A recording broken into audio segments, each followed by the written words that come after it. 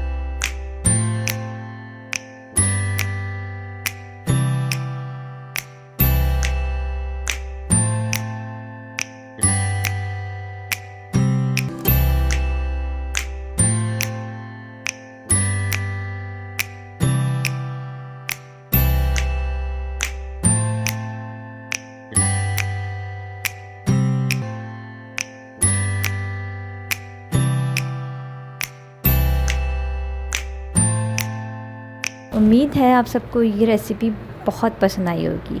इस वीडियो को लाइक करें, शेयर करें और मेरे चैनल को सब्सक्राइब करें और पास लगे बेल आइकन को प्रेस करें ताकि मेरी हर आने वाली वीडियो आप तक पहुंच सके। Thank you.